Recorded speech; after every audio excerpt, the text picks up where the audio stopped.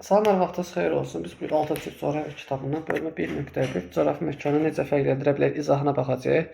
Gəlin vaxt itirmədən mövzuda tanış olaq. Məkanın xüsusiyyətləri bilmək üçün onu düzgün təhlil etməyin mühüm əhəmiyyəti vardır. Çünki insanların məskunlaşması, təsərrüfat fəaliyyəti, şəhər planlaşdırılması və sair bu proseslər məkanda reallaşır.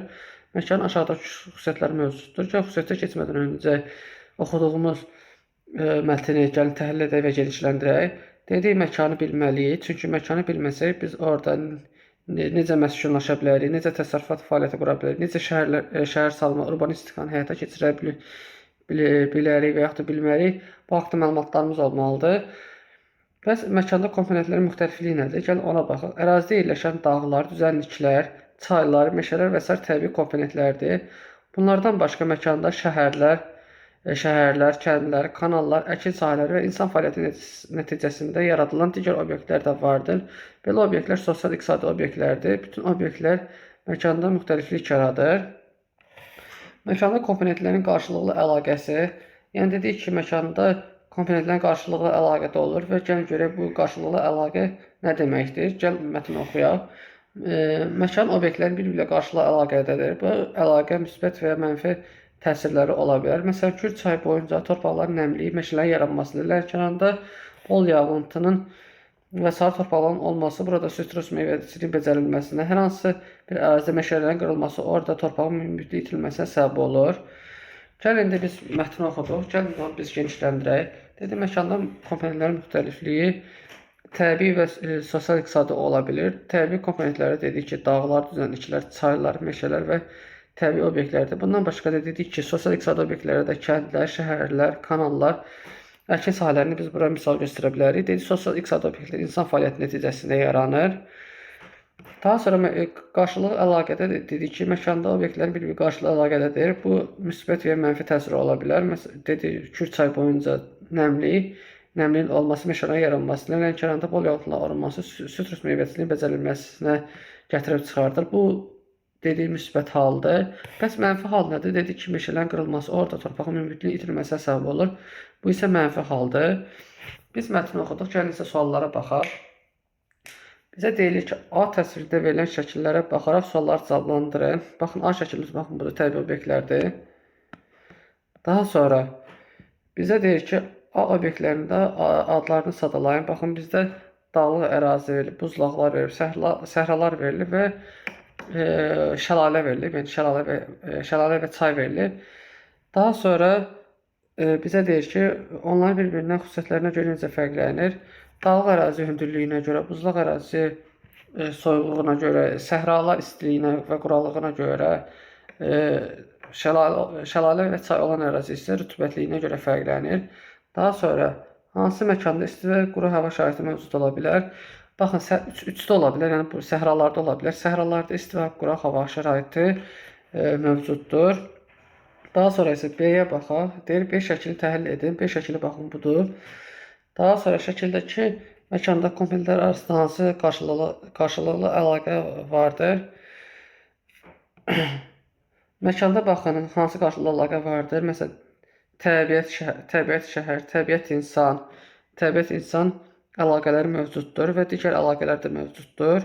Sonra məkanda dəyişikliklər səbəb olan faktorlar müsbət və mənfi olmaqla qruplaşdırın. Gəlin birinci müsbət hallara baxaq.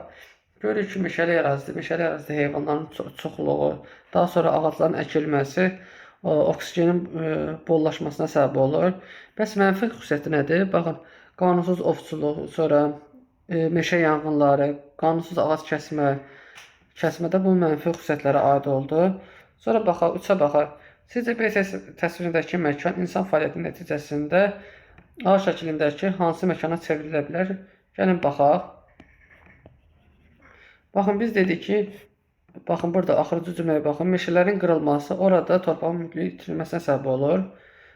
Yəni deqradasiya səbəb olur. Bu da dedik ki, meşələr qırılan zaman temperatur, hava istiləşir və quraqlaşır. Bu zamanda səhraların yaranmasına gətirib çıxardır. Buna görə də üçüncü şəkil uyğundur, səhraya uyğundur. Daha sonra yaşadığımız məkanda komponentlərin qarşılıqlı əlaqəsini nümunə göstərim. Əgər deyirik ki, biz sosial-iqtisadi obyektlərdə yaşayırıq, yəni şəhər ərazisində yaşayırıq və ya da kənd ərazisində yaşayırıq. Burada sosial-iqtisadi obyektlər olduqca boldur. Məsəl üçün, siz əgər kənddə yaşayırsınızsa, burada təbiət təbiət təbiətlə kəndin bir qarşılıqlı əlaqəsi, məsələn, əkin sahələrini orada misal çəkə bilərsiniz. Sonra sosial binaları burada misal çəkə bilərsiniz. Fərdi yaşayış binalarını. Şəhərdə yaşayırsınızsa, şəhər təbiət əlaqəsini bura misal çəkmək olar. Daha sonra isə mətnə davam eləyək. Məkanda baş verən dəyişiklik, məkanın mənzərəsi zaman keçdikcə dəyişir. Məkanın dəyişikliyi həm təbii proseslərlə, həm də insan fəaliyyəti nəticəsində baş verir. Məsələn, vulkan püskürməsi, quraqlıq, buzların əriməsi, bunlar təbiət hadisəsi ilə baş verir. Məkan dəyişikliyi yaradan təbii proseslərdir. Şəhərlərin salınması, yolların, körpülərin, binaların və zavodların tikilməsi, əkin sahələrin yaradılması isə sosial-iqtisadi proseslərə aiddir. Bu proseslər zamanı məkan mənzərəsi müəyyən zaman ərzində dəyişir. Dedik, məkan iki səbəbdən dəyişə bilir. Bir təbii və sosial-iqtisadi, yəni insan əli vasitəsilə. Dedik, təbiət vasitəsilə dəyişilənlər vulkan püskürməsi idi. Baxın, vulkan püskürməsi, sonra quraqlıq, buzlaqların əriməsini misal çəkdik və dedik ki, sosial-iqtisadi, yəni insan fəaliyyəti nəticəsində dəyişilmələr isə şəhər salma, sonra yolların salınması, körpülərin salınması, binaların və zavodların tikilməsi, əkin sahələrin yaradılması sosial-iqtisadi proseslərə aiddir. Daha sonra mətnə davam eləyək. Məkanda komponentlərin yayılması. Məkanda təbii komponentlər və sosial-iqtisadi obyektlər müxtəlif istiqamətdə yayılmışdır. Obyektlər həm üfüqi, həm də şaquli hündürlüyə doğru istiqamətdə yerləşir. Məkanda komponentlərin mövqeyi, məkanda komponentlərin və obyektlərin müəyyən yeri və müəyyən mövqeyi vardır. Məkan özü də mövqeyə malikdir. Məkanın mövqeyini müəyyən etmək, onun xüsusiyyətləri anlamağa imkan verir. Gəlin daha geniş şəkildə təhlil edək. Birinci, məkanın komponentlərin yayılması. Dedik ki, üfüqi və şaquli istiqamətdə olur. Üfüqi istiqamətdə düzənlikdir, yəni ekvatordan qütblərə doğru komponentlər bir-birini əvəz edir. Şaquli istiqamətdə isə düzənlikdən dağlara doğru dəyişir. Daha sonra isə dedik, məkanın komponentlərin mövqeyi. Baxın, deyir ki, məkanda komponent və obyektlərin müəyyən yeri, yəni mövqeyi var. Yəni, hər bir komponentin öz yeri var. Yəni, məkanın özü də mövqeyə malikdir. Məkanın mövqeyini müəyyən etmək onun xüsusiyyəti anlamağa imkan verir. Yəni, hər bir komponentin öz mövqeyi olduğu üçün onların xüsusi əhəmiyyət kəsb edir.